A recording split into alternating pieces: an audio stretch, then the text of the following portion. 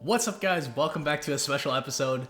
This weekend was Father's Day, and we spent the weekend up in beautiful Powell River, British Columbia, with Mark and special guest today, the little brother.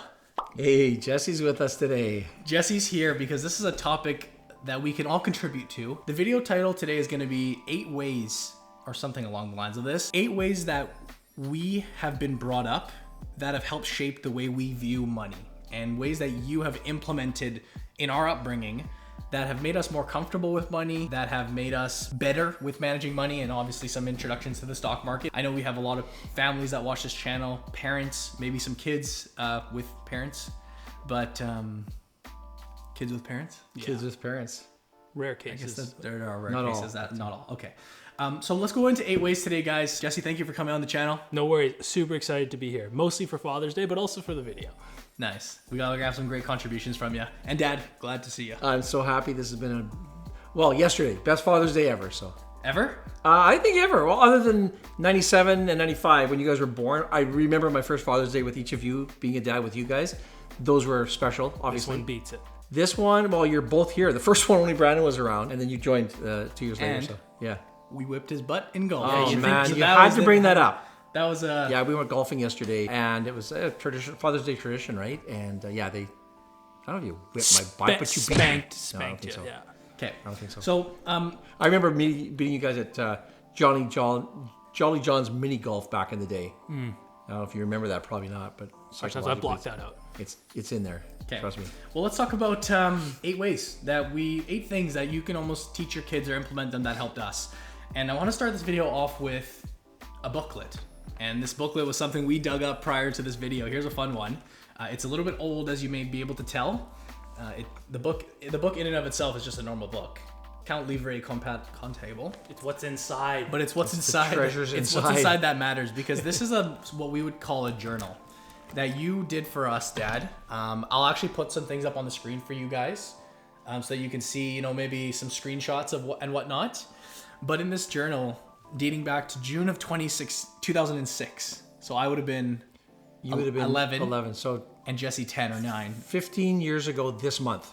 And these are there's the exact. I see coffee stains up top. This is where you kind of jotted down our, what would you call this? Our budgeting, our accounting kind of? Accounting, just journaling, basically your record of expenditures, income, etc. Yeah. I remember this actually very vividly. We'd have our money coming in. We had allowance at the time. I was getting $11 because I was 11 years old.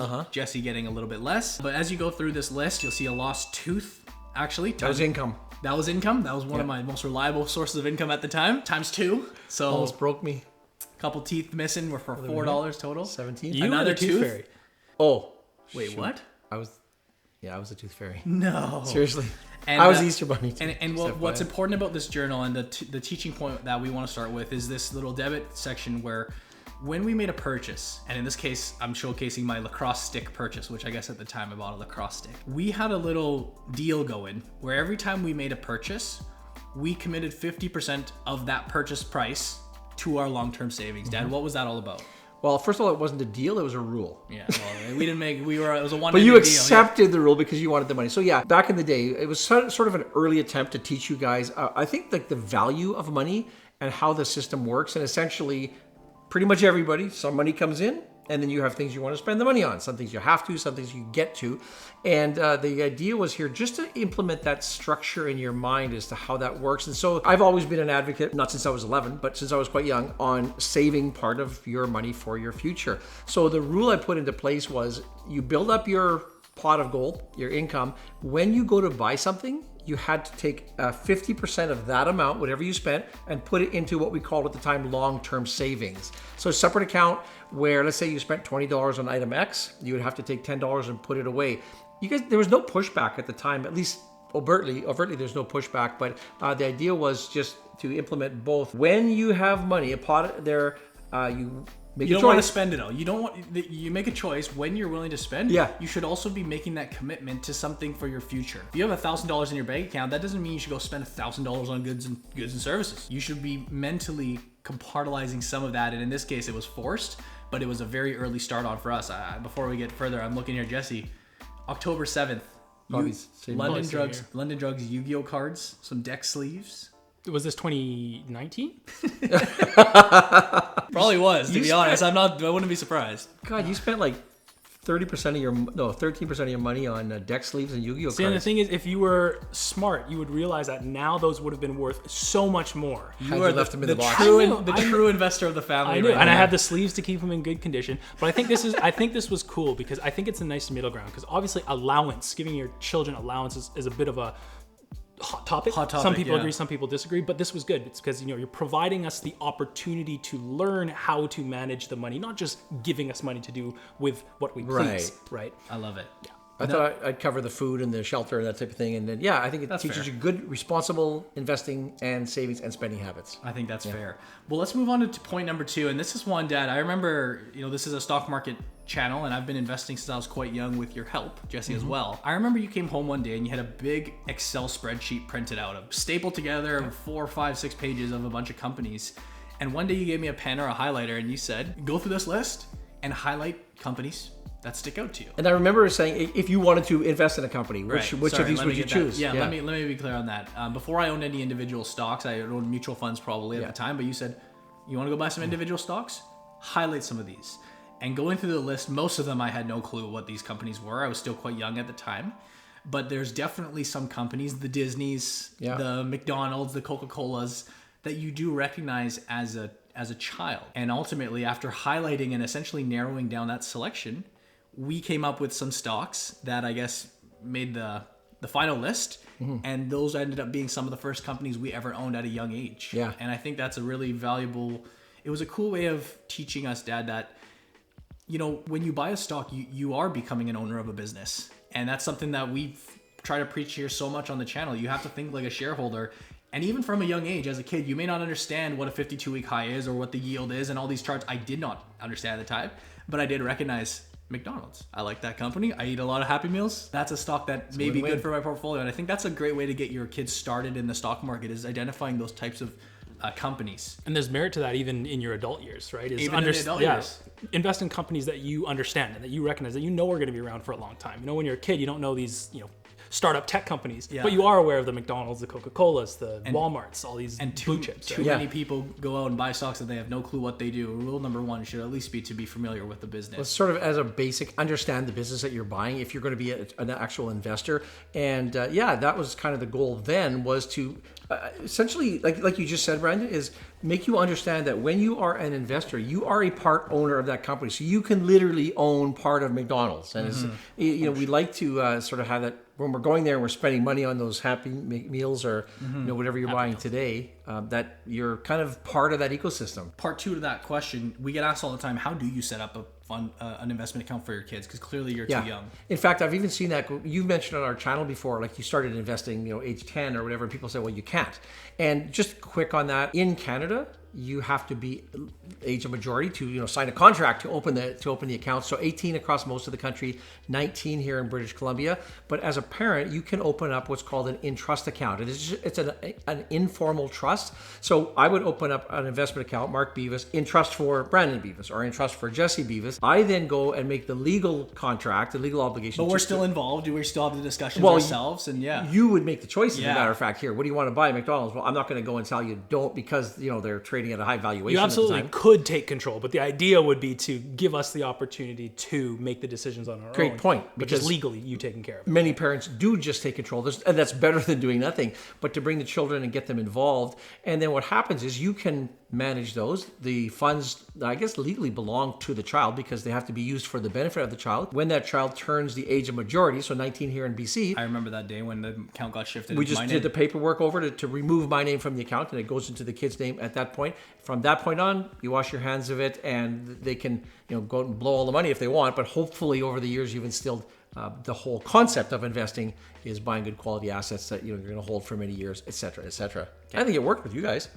So far, so good. Number 3, we had a fun little game that we used to play. I don't know if it was a game, but when we went to the grocery store, when we were growing up, we had a system where Jesse and I would each get 4 quarters. We'd get $1 worth of money, or it probably changed, but I specifically remember 4 quarters that we could go out and scan through the store, and that was our spending money for while we were at the store. What's that adjusted for inflation? Modern day, $1.82. $1.82. on the dot. That was what I was going to say. Generous. Crazy. Yes, I vividly remember that. And to be honest, and I'll tell you the guys now because you're old enough that you can handle this emotionally. Any parent who's watching who's taken their 10, 11, 12-year-olds shopping, it's a hour and or half an hour relentless. I want that. I want this. I want everything on the shelving. So it was driving me nuts. I had no choice. I needed to take the kids with me. They were too young at the time to leave at the house. And my goal was to keep them occupied. And the overriding principle, one of the rules was I'm going to give you 4 quarters. And this is going to sound ruthless, so bear with me because it worked out okay. Every time you said to me, "Oh, Dad, I want that," or "Dad, can we have that?" you would forfeit a quarter. Minus 25. So you basically got 4 strikes and you're out. So if you said, I want that, then it'd be, okay, give me one of your quarters. Oh, now you got 75 cents to spend, but so keep shopping. So it was to maintain my sanity while I was shopping. The kids would wander around, pick their things. And also another overriding principle there was, okay, you got $1 to spend. You guys place value on that. If you find, some gum that's $1, spend it all, or maybe find some little quarter, those little turning machines and get 4 little things. Yeah. We were starting to realize that, and as in life, you only have a limited amount of money. Most of us, everybody has a limited amount of money. Yeah. And you need to, like you said, place value on certain things where you want to spend that money, right? You need to start making those own decisions. And it's obviously on a much minor scale, in a grocery store with $1. Yeah. But in the real world, you may have $1,000 or $10,000 in disposable or discretionary income that you are deciding where to put. And it's that same concept. Where is the value to me? What am I going to do? What do I want to buy? It starts getting that mind churning a little bit, that you got to go kind of figure out what you want to buy. There's a lot less risk involved when you're dealing in gumballs and penny stocks, but it's the same concepts. Well, Jesse, you were just telling us as we're visiting about Jesse's has his own YouTube channel, and he likes technology, and you're talking about, I want a new monitor, I want a new lens, you just got to go, well, I've got X number of dollars in my budget, and I would love to have everything, but I'm going to go and select, and maybe a bit of that sort of discerning decision making comes back from the day. I also remember, on a positive note, that you guys actually, after the first couple of times where you basically lost all your quarters, you guys really looked forward to going and wandering around and getting your stuff. So it turned out to be, a fun little game. Yeah, for sure. Point number 4. Another thing I remember. Talk slow and speed it up in post. Go. 4th point on our list here today is regarding, I guess, what we could call budgeting in a sense. And I just remember one of the simple rules that we always had instilled from a young age was that we needed to target to save at least 10% of our income. Gross income, if we want to get technical about it. I thought it was 15%, but we discussed prior to filming, and I think it was 10%. What were the thoughts there? Well, I mean, one of my earliest recollections of being in the industry was, the Wealthy Barber Time or The Richest Man in Babylon, if you think there are books earlier than that. And just this whole concept that you pay yourself first. When you look at your budget, one of the items that's on with the food and shelter and transportation is savings or investments. And so the goal there was just to instill that concept. And without question, I think it's unequivocal, if you start from a young age and if you're able to put 10% of your income into long-term investments, you're going to do financially quite well. Better than most. Way better than most. And so if you can do 15, even better. I've never been an advocate of spending every last free penny you have on investing because you want to enjoy life as well. That was the idea, is just instilling, it all comes down to habits, right? And instilling those habits in you as youngsters, and when you had your own account, setting up that pre-authorized contribution and doing it that way. Absolutely. And it's even to this day, right? I mean, 10% of your $9 allowance every month isn't a lot, but it's instilling the habits and getting yourself into a position where when you have the money coming in from your job or your work or your businesses, you're comfortable with saying, hey, 10% of this is going away into my investments, and knowing that later down the road, you're going to be in a better position than most. One last thing on that. I know a lot of people are really crunched for money, and it often comes down to spending choices, but most people that I know of, if you took a 10% pay cut, you wouldn't be living in squalor. You would make adjustments and make it work. So to me, the concept is saying you just take 10% and you put it away. It's still yours, but it just comes out of your monthly cash flow. I think the same concept, and it works in most cases. Whereas when we were kids, it was maybe I'll buy fewer deck sleeves for my Yu-Gi-Oh cards. Now it's like I'll order skip the dishes less. Yes. Right. Times have changed. Or buy a cheaper car. or drive less, bike more, It bus all more. is relative to scale, but it's the exact same principles that even as you're a kid, you make those decisions, right? Yeah, and it just instills those values. So true, Jess. Number 5, easy one, quick one. During our birthdays, we obviously got gifts sometimes, but there would be periods, especially as we got a little bit older, that our birthday gift would be a contribution to our investment account. So, you know, we have enough junk in our lives for the most part, and as much as we love toys, I know, Jess, you love the toys. Yeah, you love it. that's so lame. Like, asking me 10 years ago, I for sure would have just rather had a toy than have $100 in my investment account. But it makes sense now. So continue. And yeah, it does. The kids may not be too happy about it, like you said, but yeah, I'm not sure I like where this video is going, because as we're doing this, it's making me sound like a real drill sergeant, which I don't think I was. I think I tried to mix things up. But what that did was, I mean, you presented the opportunity for us to be able to make the right decision with our money. I hope right? so. Rather than giving us something that we might not use or use for a little bit and then it's over. It's something that's going to decrease in value. It's like, here's the option for you to keep this invested. Oh yeah. And and think about this: we got money from grandma, we got money from aunts and aunts. We can go spend that as we want, but it's a nice little forced contribution. So I think that was one easy way you can do for your kids. Maybe some parents out there, give them a nice fun idea. it's worth it. And thinking back, I don't remember you guys being mad because you got money for your savings Can't account. complain. You can't complain if you're Can't getting complain. a gift. It's for yourself anyways. Number 6. This is one of my favorite ones, and for those who know us locally, like you grew up with us and watching the video, because we know a bunch of you guys watch. Dad drove the same car for a very, very, very long time, and it was kind of known to be this classic. It's not a bad car by any means. Yeah. But for 16 years, I think it was. Yeah, I drove. I remember back in the day, the car that I had as our family vehicle was starting to not start or starting to break down, and so I knew I needed something. So I sold that to my brother because he's better with cars than I am. He drove it flew it from Manitoba and drove it back. I remember that. It made back there. Got ruined in a hailstorm one day. Rolled That's back another the story. mileage and then Rolled sold back, it exactly, to him sold for a it to higher Sean.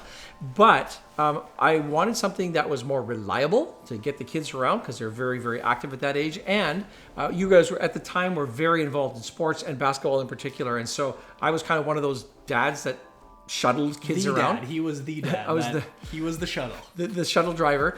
And the Honda Pilot, which was it was a new car, was it held 8 people, and myself and 7 kids, so half the team I'd shuttle around, and I thought that was the main reason. And it's funny because when I did eventually, 2 years ago, next month, got a new car after 16 years, a couple of the guys were like, "Whoa, I've only ever remember you driving that Honda Pilot." A couple friends were almost mad. Like, they were just like, What is I going can't on? see your dad not driving the Honda Pilot. And where I think we're getting with this point, you may be thinking, what are we talking about a car for? Good point.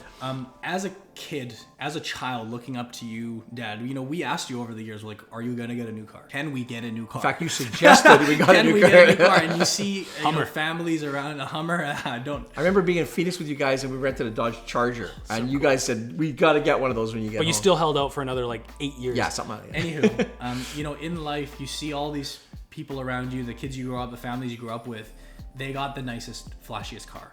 They're leasing the newest model, and they're constantly churning through new vehicles. And hey, for some families, if you're super well off, that's fair. But I think that so many families are under pressure to have that newest shiny car, the newest shiny object. And I'm just using the car as an example. If you know Mark, you're one of the most frugal people I know. I would never say cheap, because you're not cheap, but you are frugal. You are. I think there's a difference, yeah. He doesn't buy nice clothes. He's wearing. I'm wearing Brandon's hand me up shirt. That's from where I used to work back in the day. It's like grade 12. And that's from years ago, yeah. And that's one of his true. favorite shirts. The car, again, no need for something too fancy. Someone is at the office. Oh, someone's at the office.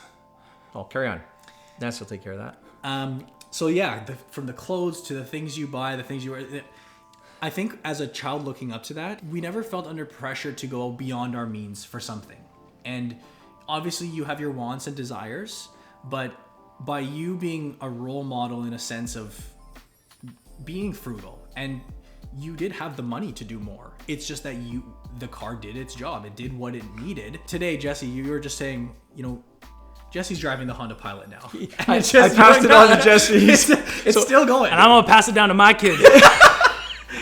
It didn't die. I just not drive it anymore. Well, what it was is I personally still felt the pressure to do these things, to get the nicer clothes. I want the car, but I have the understanding instilled by you that, I mean, there's an importance to, like, you know, really just understand the value of what it is that you're putting your money into. What it is. And you know, I'll tell a very brief story with some of our friends that we grew up with. A handful of them during high school, when they first got their license and got their ends and they're out free to drive, a handful of them went out and got that newest model. They went out and got a 7-year lease or a 5-year lease, and they're paying $700 a month for these really nice cars. And you know, at the time, it's so nice and flashy, and it feels great. It's cool. It feels great. Meanwhile, we're sitting here driving our old beaters and like getting roasted in the group chat. We used to get roasted. Yeah, like it's true. We were like a laughing. My car in particular was I was a laughing stock with I had a silver hatchback car that got the job done. But nice rims, if I remember correctly. Nice little black rims. Yeah. It got the job done. While I could have afforded more. Meanwhile, end of the story is with some of these. Pretty much all of them that went out and got these expensive leases, they ended up going into credit card debt. They ended up getting themselves into a financial hole, which to this day they are still carrying, or it still burdened them. Right. They weren't able to invest. They weren't able to save because they wanted that new shiny thing. And what you taught us, Dad, from just being you, and obviously you made an effort probably to show us that you know, you have to make the conscious effort to be frugal and to be that role model. But as children, you do look up to the things your parents do, and that's sure. It's it's huge. You are an influence. Your kids, I'd say so. Your kids will always want the shiny things, but you have to show them that you can't always. It's not always worth it to get them. And I think there's two main categories. One is if you're going into debt to buy the shiny things, then to me that's a definite no-no. Mm-hmm. Even if you have the resources to do it, I still think as a parent, I don't care how wealthy you are, I feel that you need to pass down some values to the children, and I don't think you just go and buy them everything out there because they want it and because you can afford it. I don't think that's teaching them responsibility down the road. And some people might argue with if it matters, if you have enough money, but I think there's more to it than, and it comes down to, we're talking cars, but it could be anything that you just can't have everything you want all the time. Anything, yeah. Yu-Gi-Oh! Deck sleeves. Sleeves, you could have had more. Shinier ones. All right. 2 more points here for today's video, guys. This is one that we did actually rather recently. I'll say recently, maybe 5-6 years ago. Ballpark, maybe more. I remember sitting down with you to do our taxes one year. Yeah. You know, nobody likes doing taxes. I hate doing taxes. I don't think you like I hate doing taxes. You hate doing them. But it was at a point, you know, in high school where maybe we had a side hustle or a job, working at Hollister and those types of things, the airport. You have to learn at some point to do that. That's part of being an adult. I mean, you can always hand it off to your accountant. But I remember going up to your room and just sitting there for 40 minutes or whatever it was and going through the simple tax type of deal. And it's a primer. You were showing us you have more experience than we did at the time, and you still do.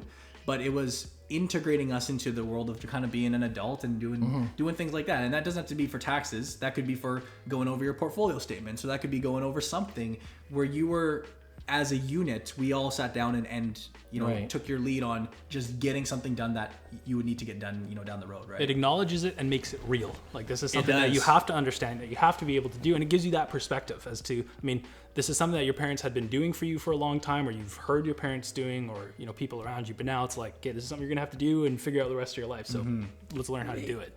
If you're earning money, you have to file taxes, and it's just a part of being an adult. And I remember doing that and going through simple tax or whatever we're using at the time.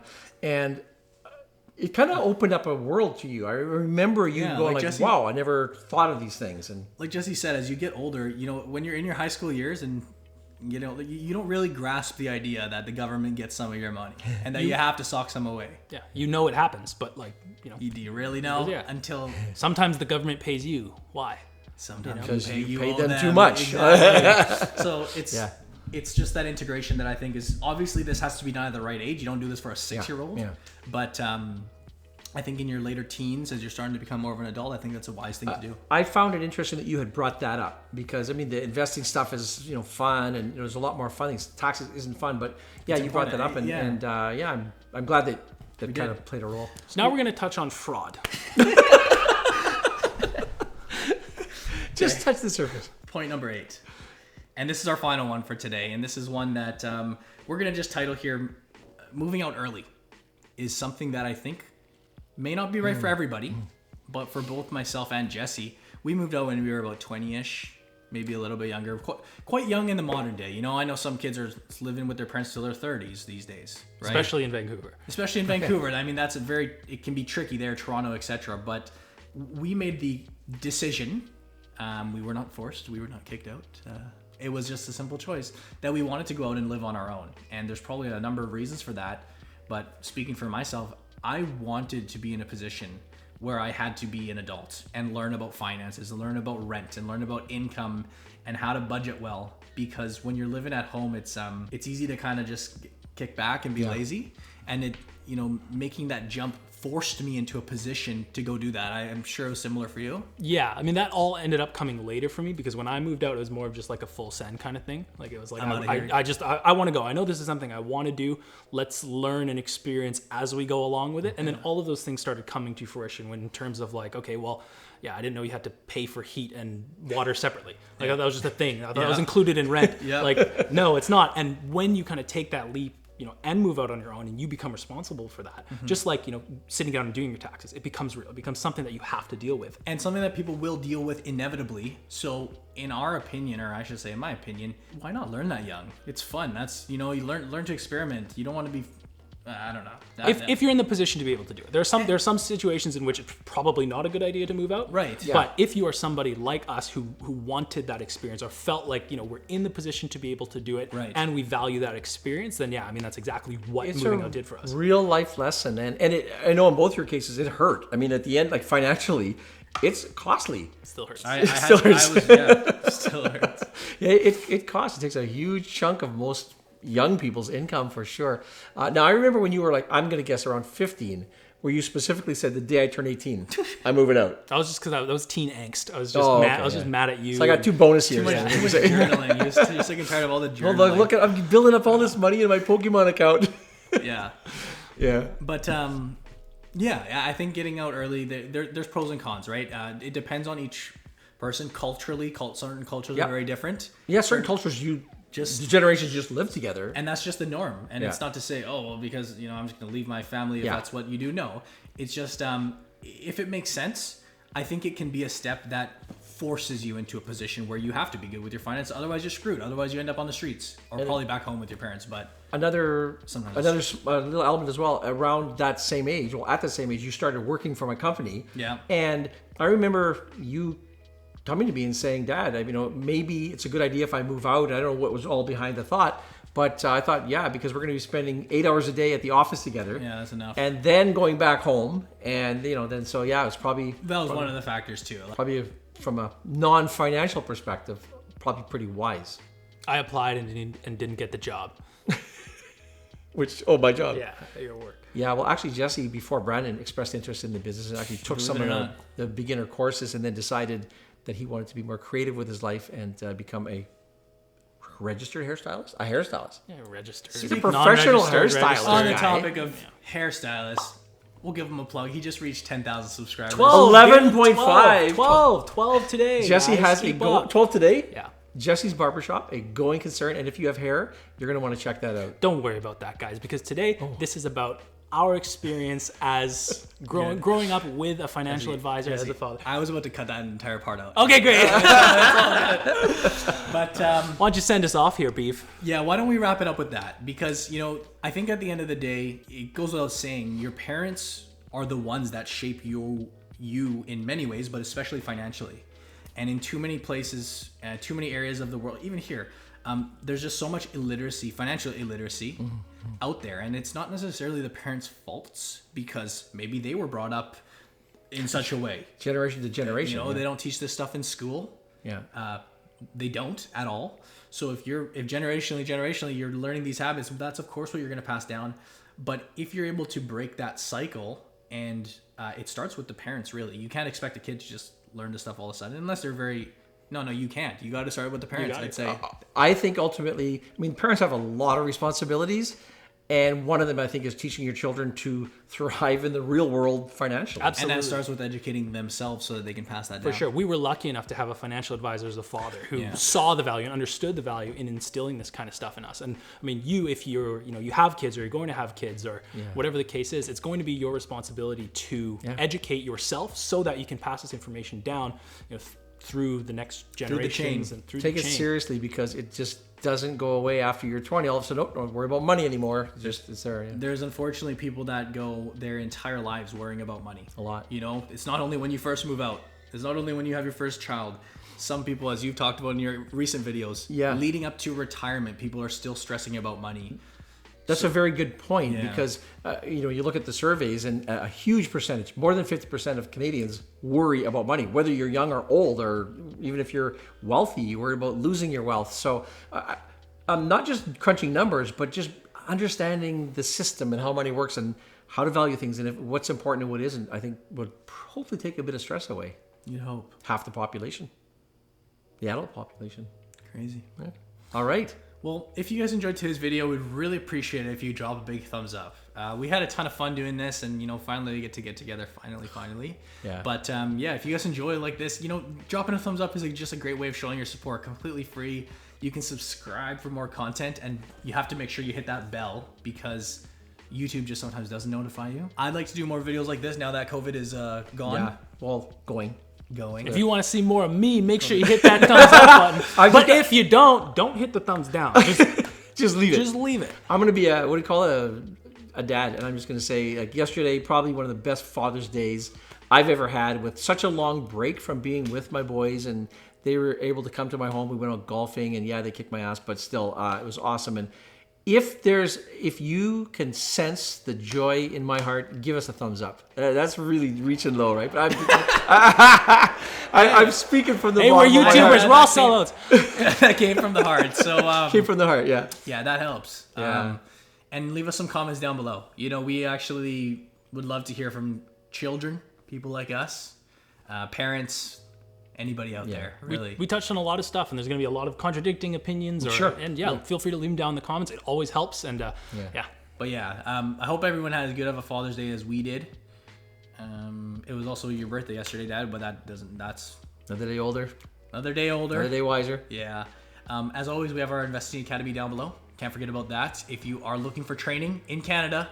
Nice, Spartan shirt. Dad, you don't have your Academy shirt on? No, I went Shout out Air North. Shout out Air North. Because you need some grounds crew on your flight. Airlines need help these days. They do. They really do. But Academy's down below if you want to check that guy out. But as always, I think, Jess, thanks for coming. You're welcome. Yeah, Can I do the thing? Take it away. We'll hopefully see you in the next video.